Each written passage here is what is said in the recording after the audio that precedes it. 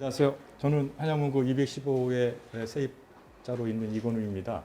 두 분은 아주 평수가 넓은데요.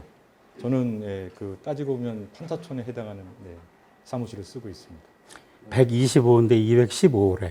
아, 그랬어요? 네. 하여튼 뭐 평수가 작아서 호수도 모르고 살고 있어요. 학고방입니다. 네네. 새해의 첫 방송이라서 각자 야심찬 추천의 책을 가지고 나오셨을 텐데 제일 처음에 이근호 선생님께서 네. 책을 한번 소개해 주시죠. 예. 저는 뭐 이미 제가 뭐 굳이 소개할 필요도 없을 정도로 베스트셀러가 되긴 했는데 그래도 새해에 첫 책을 좀 이거로 좀 봤으면 좋겠다. 의미가 있으니까 그런 분들한테 그 샌델이 쓴 공정하다는 착가 이 책을 좀 추천해드리고 소개해드리려고 합니다. 샌델은 뭐 정의란 무엇인가로 국내 독자들한테 이미 널리 알려져 있고요.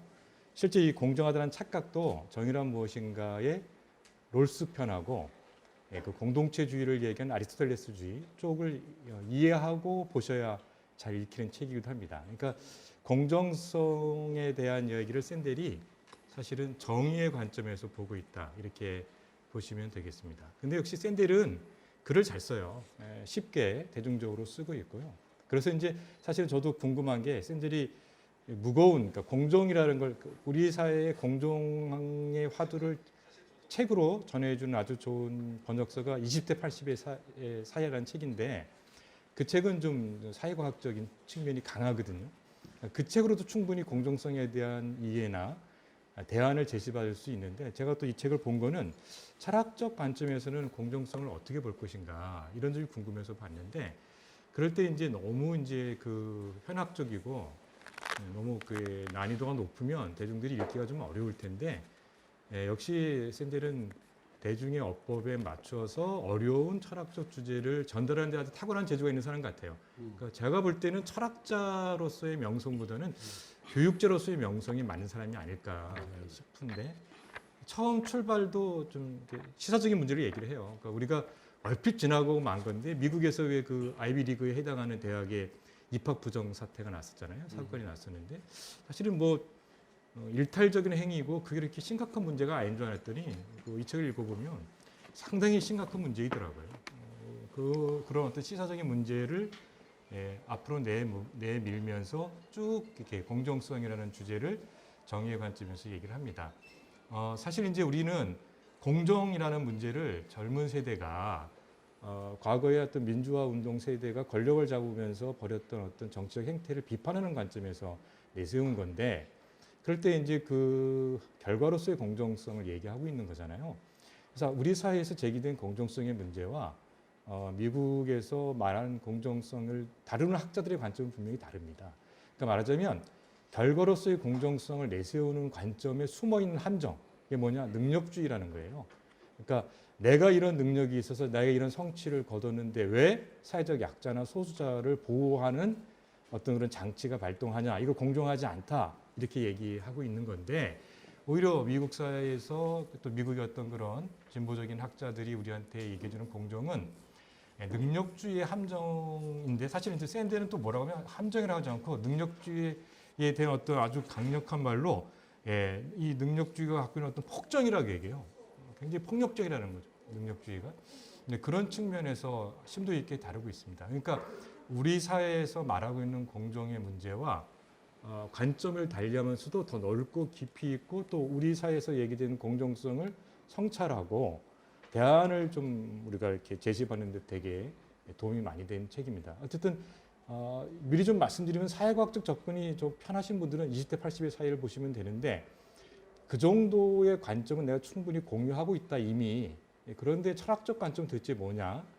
특히 이제 샌델의 정의란 무엇인가에서 굉장히 많은 좀 감동을 받으신 분들은 이 공정하다는 착각 이 책을 보시는 게 여러모로 도움이 될 것 같습니다.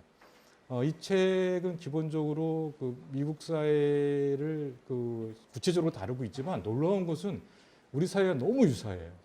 그러니까 이제 미국 사회에서 그 아이비리그에 그 자식을 보내기 위해서 유력한 사람들이 입시 부정까지 저지르면서 아이들을 왜 아이비리그 대학에 보내려고 했느냐 하는 문제. 이게 이제 우리 사회가 소위 이제 그 스카이를 보내려고 하는 거, 그 다음에 이제 아이비리그에 그 입학하는 학생들의 부모의 경제적 형편을 보게 되면 우리가 이제 소위 강남 출신들이 훨씬 더 서울대를 많이 간다는 이런 지표가 상당히 유사하고요. 그 다음에 이제 우리는 입시 문제가 우리의 상황이라고 생각했잖아요. 그러니까 한국만 특별하게 이런 특정한 대학을 가기 위해서 고등학교 때, 중고등학교 때 이제 아이들을 굉장히 부모들이 괴롭힌다. 그래서 좀 참된 교육을 못하고 있다고 생각했는데 이미 미국이 그러고요. 심지어 샌델도 그랬다는 거예요. 샌델이 그 능력주의적인 이미 교육을 받아서 자기가 고등학교 다닐 때 그 고등학교는 이미 우열반을 나눴다는 거예요. 사실 우리는 이제 우열반 못 하잖아요. 그런 측면에서 한국의 교육 현실과 그다음에 대학 입학을 둘러싼 문제하고 미국의 중고등학교 교육과 대학 입학을 둘러싼 문제가 되게 유사해요. 그래서 샌델도 얘기하는데 이 책을 읽다 보면 미국과 한국만이 공통된 이런 편이 많이 나와요. 다른 나라에 비해서. 근데 이제 이 입시, 대학 입시, 아이비리그, 우리로 말하면 스카이가 왜 중요해지냐면 이게 이제 우리가 좀 다른 게 있는데 우리는 대학 진학률이 높은데 미국은 이제 그 전체 국민 중에 3분의 1만 대학을 가고 있는 걸로 돼 있어요. 그러니까 많은 국민들이 아직도 미국에서는 대학 입학을 못 하고 있습니다. 그런데 경제 상황이 바뀌었잖아요. 지식 경제라고 해서 지식을 많이 갖고 있는 사람들이 경제 환경에 어울리는 그런 시대로 바뀌었죠. 그러니까 대학에서 고도화된 지식을 배워야만이 새로운 경제 환경에 익숙해서 더 많은 이익을 얻는 노동자나 자본가로 성장할 가능성이 큰 거죠. 그런데 미국의 상당수의 사람들은 아직 대학 진출을 못하고 하고 있는 거죠. 근데 대학을 나와서 내가 성공을 하게 되면 대학을 나오지 못해서 성공하지 못한 집단에 갖는 우월성, 이 문제가 이제 능력주의의 함정이라고 하는 거고요. 또 미국 사회도 이런 학벌이 있어서 대학을 나온 집단 가운데도 소위 말하는 명문대를 나온 사람들이 사회적 성공할 가능성이 굉장히 높죠. 사실 이거는 우리가 힐빌리의 노래라는 책을 보면 알 수가 있어요. 이것도 이제 미국 동부의 백인들이 왜 이렇게 보수화됐느냐 이거를 이제 입증하는 관점을 이제 자서전적으로 풀이했는데 거기에 보면 본인이 이제 그 사회적인 배려를 받아서 예일대 로스쿨에 이제 들어가게 되거든요. 실용을만 들어가지 않고. 근데 힐빌리 노래의 후반부는 뭐냐면 자기가 예일대 로스쿨을 가서 받은 혜택이 얼마나 큰지가 나와요. 그러니까 만약에 일반적인 로스쿨을 나왔다면 자기는 절대 그런 사회적 성취를 할 수 없다는 거죠. 그러니까 예일대 로스쿨 가는 순간 그 우리로 따지면 헌법재판소라든지 연방 대법원에 있는 판사들이 와서 특강을 하게 되고 성공한 법조인과의 네트워크가 맺어지고 이런 게 있거든요. 그러면서 이제 미국 사회에서도 대학 입학, 그러니까 대학생이 되는 것과 그다음에 특히 아이비리그에 가서 성공하는 것에 얼마나 큰 차이가 있는가 아주 입증이 잘 돼 있습니다. 그러니까 그런 실제적 사례를 얘기하면서 샌들이 물어보는 거예요. 그러니까 미국 사회에서 사회적으로 성공한 사람들이 능력주의자라고 해서 엄청난 부를 얻고 있고 그리고 거꾸로 그런 경쟁에서 뒤처진 사람들에 대해서 오만한 것은 과연 정의로운가라고 묻고 있는 거죠. 사실 우리한테 굉장히 심각하게 던지는 문제가 있는 거예요. 능력주의라는 게 뭐냐? 내가 어떤 상황에 있어 가간에 최선을 다해서 내가 어떤 걸 성취했다면 능력 있다 인정받아서 내가 누리고 있는 권력과 경제적 부를 누릴 만한 자격이 있다고 하는 거잖아요. 그 자격이 있다고 하는 것이 과연 정의로운가라고 묻고 있는 거죠. 그래서 그럴 때 이제 이 사회적 성취, 능력이 있어서 얻은 사회적 성취가 그 개인의 능력에만 기초하고 있냐라는 측면을 묻고 있습니다. 그럴 때 이제 어떻게 해서 능력주의라는 것이 말하자면 근대의 하나의 이데올로기가 됐냐 이것도 잘 분석하죠. 상당히 이론적이면서 치밀합니다. 아주 흥미로운 것은 이게 청교도주의와 관련이 있는 막스 베버를 활용해서 이제 막스 베버가 이제 자본주의가 자기의 초기 자본 축적하는데 크게 기여한 게 청교도라고 하는 거잖아요. 청교도들이 구원을 받은 상징은 내가 어떻게 하든 간에 큰 부를 얻었을 때 그게 하나의 징표가 된다고 한 거잖아요. 그러니까 이게 뭐냐 애정설이어서 내가 지금 교회를 다니고 있고 예수님을 믿어도 구원의 증거는 없는 거예요. 예정돼 있기 때문에. 근데 내가 구원받았다는 징표는 어디에 있냐면 바로 기본적으로 이제 내가 사회적 성공을 해야 되는 거죠. 근데 이게 역전이 되면서 이제 부유한 사람이 되면 구원을 받을 수 있는 자격이 있다고 다를 거예요. 그러니까 칼빙이 갖고 있었던 논리적인 함정이었던 거. 이런 것까지 잘 분석해냅니다. 그러면서 저건 15분 정의란 무엇인가에서 나온 것처럼 롤스가 등장하고요. 롤스를 인정하면서 또 비판하면서 상당히 중요한 문제를 제기하고 있습니다. 이 책의 큰 장점은 능력주의의 여러 가지 이제 이론적인 문제점을 드러내면서 구체적으로 이제 그 대안을 제시한다는 거예요. 첫 번째는 일정한 자격이 있으면 아이비리그 대학생들 추첨하자 하는 겁니다. 굉장히 논란의 대상이 되겠죠.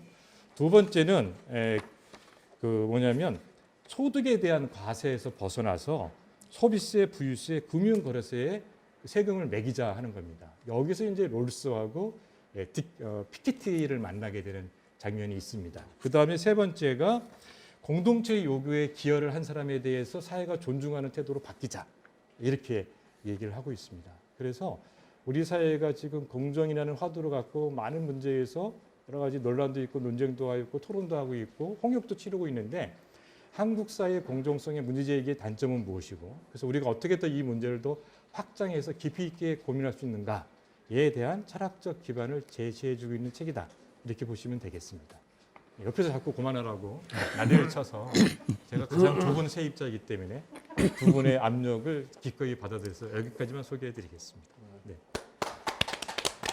저는 그만하라고 안 얘기했지만 저기 앞에 있는 타이머는 계속해서 우리가 10분 정도를 책을 소개하고 10분 정도는 맘 놓고 떠들기. 로 해서 10분이 그 이제 다 사실 됐네요. 치매인데 예. 방금 전까지 그렇게 얘기하고 시작했는데 나는 15분을 다 책 소개하는 걸 또 착각해서 열심히 또 떠들었습니다. 근데 이건우 선생님 엄청 얘기 잘하시네요. 와, 원래, 이쪽에 네. 줄줄이 이거는 뭐, 야, 사실은 뭐 한 시간을 줘도 할 수 있긴 한데 그러니까 이게 잘 들었습니다. 여러분이 보시는 것이 앞에 뭐 프롬프트가 있거나 이렇게 있는 게 아니라 그냥 혼자서 떠드시는데 이렇게 10분 동안 줄줄이 떠드시는 거거든요. 그래서 난 무슨 대본이라도 있는 줄 알았더니 대본도 없어. 쪽 대본도 없네.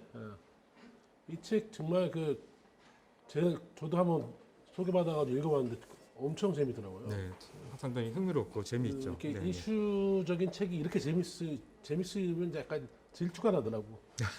이 우리나라 현실하고도 직접적으로 왜 미국 책이나 유럽 책이나 이런 것들이 그러니까 우리나라가 좀 발전했다라고 얘기를 해야 되나요? 왜냐하면 예전에는 한 10년 전만 해도 이 유럽이나 미국과의 시차 때문에 10년 전에 미국에서 유럽에서 유행했던 얘기들이 10년 후에 우리나라에서 이제 이슈가 되는데 능력주의 같은 거는 거의 동시대적으로 의미가 있는데 그 이유가 한편으로는 그만큼 심각하다는 소리도 되고요. 또 한편으로는 우리나라에서도 똑같이 문제가 될 정도로 일종의 경제 성장, 그 좋은 의미의 경제 성장을 얘기하는 건 아니고요. 그런 뭐 일종의 경쟁 신자유주의의 어떤 파급 이런 것들이 동시대적이지 않는가. 그래서 능력주의라는 이 능력주의를 다룬 책이 우리나라에도 굉장히 잘 와닿고 뭐 나온 지 얼마 안 됐잖아요, 원서도. 그렇죠. 예. 네. 이렇게 그런 잘 생각이 팔린 드네요. 책은 소개하면 안 되는데. 그런데 이제 어쨌든 이 책이 또 중요한 게 뭐냐면 우리가 이렇게 정치적으로나 도덕적으로 공정해야 된다고 말을 하지만 그러니까 우리가 일상에서 대화할 때 왜 그 공정성이 중요할 때 논리적 기반이 좀 약하잖아요. 네, 맞아요. 그럴 때 이제 사회과학적 근거도 있지만 철학적 근거를 댈 수 있는 아주 좋은 책이어서 역시 우리가 이제 근거 있게 말하는 태도가 되게 민주사회에 중요한 거잖아요. 그런 측면에서 꼭 보셨으면 하는 바람입니다. 이 원제가 타이로니 오브 메리트잖아요. 그러니까 원제가 능력의 전제, 능력의 여기 폭정이라고 중간에 네, 이제 나오죠. 그 한 부분이 폭정이라고 돼 있더라고요. 그러니까 우리는 이 저는 이 제목이 이거 잘 지은 건가? 근데 요새 이제 공정이라는 화두 이렇게들 얘기를 하니까 공정이라는 말을 제목에 붙인 것 같은데 공정이란 말이 페어니스, 뭐 저스티스, 뭐 여러 가지 말들을 갖고 있어가지고 공정이 맨날 왜 공정이 착각을 일으키는 이유가 공정이란 말 자체가 공정하지 않아? 굉장히 좀 모호한 말이에요. 굉장히 정의롭지만 실제로 현실에서 쓸 때 공정이란 이름으로 오히려 차별을 생산하고 차별을 강조하는 경우가 많아서 그래서 이 능력이라는 말이 훨씬 더 능력주의라는 말, 메리토크라시, 능력주의라는 말이 훨씬 더 이 책의 키워드로 중심에 서 있는 것 같습니다. 좀 이렇게 제가 시간을 줄여서 말을 하고 놓친 게 있는데 개인의 성공에 오로지 개인의 능력만이 작용했느냐 그럴 때 이게 타고난 운이나 사회적 운이 반드시 있다. 그래서 이 능력주의를 극복하는 방법도 가장 중요한 것은 소위 말해 성공한 사람의 겸손이에요. 그게 아까 말하는 이제 그 사회 공동체에 대한 기여에 대한 존중이 필요하다고 하는 거잖아요. 그러니까 우리가 이제 이렇게 봤을 때 되게 분노하는 게 도덕적으로 분노하는 게 대체로 성공한 사람들이 갖는 오만함에 기초하죠. 특히 권력을 잡은 사람들의 그런 측면에서 이 책은 우리에게 강력한 메시지가 있습니다. 그런 측면에서도 한번 또 다른 관점을 볼 만한 이유가 있기도 하죠. 심지어 뭐 IQ 좋은 거라든지 좋은 체력을 가지고 태어난 것도 나는 이게 나 안에 내재되어 있는 거라고 생각할지 모르지만 그거 역시 좋은 유전자 속에서 나온 거라서 그렇죠. 부모덕인 거죠. 부모덕인 네, 거죠. 예. 심지어 좋은 유전자를 갖고 태어났다 하더라도 예를 들어 마이클 조던이 200년 전에 아프리카에서 태어났다면 네. 뭐 바나나 따먹고 있겠죠. 그게 사회적 운이죠. 네. 네, 농구를 잘하는 사람이 경제적인 부를 누릴 수 있는 조건은 내가 만든 게 아니라 아닌 거지. 이 세상이 만들어준 거기 때문에. 그러면 강남의 부자 같은 경우도 이제 거기다 아파트를 샀는데 거기가 그렇게 엄청나게 잘 될 줄 누가 알았어. 이 경제적 우월성, 네. 문화적 우월성도 굉장히 중요한데 돈 없는 집도 문화자본이라 그래서 어려서 집안에서 책 많이 읽고 하는 그런 분위기조차도 하나의 능력주의의 토대가 되거든요. 그럼요. 그다음에 강력한 거죠. 생물학적 우월성, 뭐 세 가지가 이제 능력주의의 한 기반이라고 보이는데 이렇게 얘기를 하다가 우리 너무 심각해지는 것 같아서 우리 재밌게 하기로 했는데 제가 보기에는 지금 과도하게 심각해져가지고 아니, 그러니까 큰일 났네 이게 이거. 제가 먼저 한 걸 잘한 거죠. 아직 많이 안 들어오셨을 때 무거운 책하고 많이들 들어오셨을 아니 때 지금 이제 다 들어왔다가 그리고 나갈 수도 있잖아. 그런 건가? 아무튼 좀 재밌게 하자고요. 재밌게. 재밌게는 아니더라도 네. 어쨌든 뭐 이 그러고 보면은 이건 선생님 가진 거 많은데 되게 겸손하신 것 같아요. 있는 게 겸손밖에 없죠. 가진 게 없어서 겸손한 겁니까? 가진 게 아니, 그러니까 많은 따지고 알고 보면 가진 게 없는 거죠. 그러니까 우리가 가진 거 있는데도 겸손한 분들이 있잖아요. 그분들이 대단하신 거죠. 실제로 보면. 네. 아이 근데 그 문화 자본이 있고 신체 자본이 있어. 제일 날씬하잖아. 벌써 이거 네, 앉아 있어서 잘 모르시니까 괜찮아요. 부처님 말씀에 모든 신체는 상대적이야. 저도 앞부분을 다 읽지는 못했고요. 이 책 그 공정하다는 작가 앞부분을 읽었는데 읽으면서 두 가지가 떠올랐는데요. 하나는 그 1950년대에 마이클 영이라는 사람이 쓴 능력주의라는 책이 있어요. 번역돼 있죠. 그냥 제목, 네. 작년에 번역됐어요. 그 원서 제목 자체가 그냥 메리토크라스예요. 딱 능력주의. 그 책을 보면 그 50년대 말인가 썼거든요. 그러니까 능력주의가 21세기 신자유주의만 관계되는 게 아니라 벌써 한 70년 전 정도에 이미 서구에서 문제가 되기 시작한 그런 오래된 거라는 말이다. 오래된 이 문제고요. 또 하나는 그 토크빌의 미국의 민주주의를 좀 잠깐 얘기를 하고 싶은데 왜 능력주의가 현대에 와서 이렇게 문제가 재밌게 하자며. 되느냐라는 얘기를 이제 하면은 오히려 이게 사회가 평등해지니까 능력이 문제가 된다는 거예요. 예전에 그 신분사회라든지 계급사회랑 경제적 격차가 워낙 크게 벌어졌을 때는 오히려 능력이 아무리 뛰어나도 돈 갖고 있고 권력을 갖고 있으면 다 눌러버릴 수 있고 사회적으로 그냥 신분 상승은 뭐 따놓은 당상인데 오히려 기회가 평등해지고 누구나 노력으로 뭔가를 이룰 수 있다라는 이런 이데올로기. 근데 이 이데올로기는 정확하게 가장 미국적인 이데올로기라는 거예요. 그렇죠? 미국이라는 사회 자체가 유럽하고는 달리 처음부터 굉장히 평등이라는 기반 아래서 만들어진 후발 민주주의 국가잖아요, 말하자면은. 네. 그래서 미국에서는 처음부터 시민이 완전한 평등한 조건에서부터 국가를 세웠다라는 거예요. 그래서 결국은 어떤 그 신분의 지표라든지 계급적 지표라든지 이런 게 없이 완전 기회 평등에서 출발하다 보니까 미국에서 특히 능력이라는 게 성공의 잣대가 되고 그런 차별의 일종의 기반이 됐다라는 거예요. 그래서 왜 능력주의가 이제 지극히 미국적이고 근데 이제 신자유주의라는 경쟁이라든지 뭐 이런 것들이 기반이 된 그래서 그거는 이제 어떤 의미에서는 미국발 신자유주의가 전 세계적으로 퍼진 결과이고 특히 우리나라가 그 중에서도 가장 심하게 그것을 이제 흡수한 뭐 그런 문화라고 할 수 있는데 그런 점에서 이 능력주의가 어떻게 시작됐느냐 이 책에도 있는지 모르겠어요. 나옵니다. 예, 잘 나오고요. 그러니까 옛날에 왜 우리 그 신자유주의 시작할 때 누가 내 치즈를 옮겼을까? 예, 뭐 그런 그렇죠. 책이 있었잖아요. 난 누가 내 번에 똥 쌌어밖에 모르겠는데. 사실 이때 신자유주의가 이제 사회적 성공에서 이제 개인의 능력의 문제라고 제기를 한 거죠. 기본적으로. 그렇기 때문에 사실은 이 능력주의가 극대화된 게 신자유주의의 결과인 거고 사실 아까 우리가 왜 한국적 상황과 미국적 상황이 일치하냐 할 때 전 세계가 신자유적인 가치를 추구했잖아요. 그렇죠. 그러니까 이게 동질화된 거예요. 사실은 이게 전 세계의 문제이고 그다음에 이 샌들이 굉장히 중요한 문제를 얘기하는데 능력주의는 평등성을 고민하지 않는다는 거예요. 맞아. 그 결과가 능력이 있으면 마땅히 누려야 할 자격이 있다고 보기 때문에 사회로 나타나는 불평등 문제를 해소하지 않는다는 거죠. 그래서 재밌는 게 뭐냐? 미국의 민주당이나 유럽의 좌파 세력들을 그 오래된 그런 노동자 계층이 지지하는 게 아니라 우리가 따지면 그런 전문가, 사회적으로 성공한 전문가들이 진보적인 정권을 지지한다는 거죠. 그런 측면에서 우리와도 유사한 게 있어요. 그러면서 이제 그 정책 자체가, 그러니까 20대 80의 사회를 보게 되면 그러면 정책 자체가 능력주의를 옹호하는, 그러니까 사회적 불평등 문제를 정치적으로 해소하지 않는 쪽으로 가게 돼 있다는 거죠. 그러니까 저는 이 공정하다는 착각과 20대 80의 사이를 같이 읽으면 상당히 중요한 문제의식을 가질 수 있다고 봅니다. 네.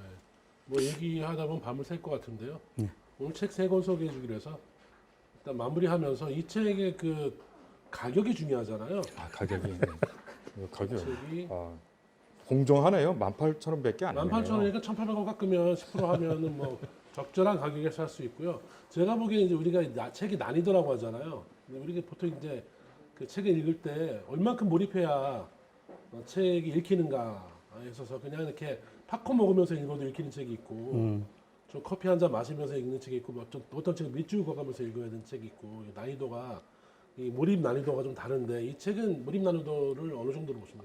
중급 정도는 되죠. 그래도 팝콘 먹으면서 읽을 책은 절대 아니고요. 예, 이렇게 좀 커피 드시면서 커피는 부르는 드시면서 색연필 들어서 이렇게 좀 그렇게 보실 줄 즐거가면서 읽는 책이라고 합니다. 팝콘 먹으면서 읽으면 안 된다. 담배까지 피지는 않아도 되는. 이거 무슨 지금 치고 뭐 집에서 읽으시면 표시셔도. 왜냐면 고민할 게 많고 사실 이렇게 읽다 보면 토론하고 싶어져요. 누군가하고 자꾸 말을 걸고 싶고 얘기하고 싶고 내 생각도 좀 바른지 알고 싶고 그런 게 있어서요. 다음번에 한양문고에서 이 책을 구입하신 분은요. 이고는 선생님하고 이 책에 대해서 토론할 수 있는 특별한 기회를 주실지 안 주실지 이따 물어보겠습니다. 125호에 가시면 됩니다. 125호 조그만 학고방입니다. 월세 좀 조금 보태주시고요. 돼지 저금통 좀 하나 갖다 놓겠습니다.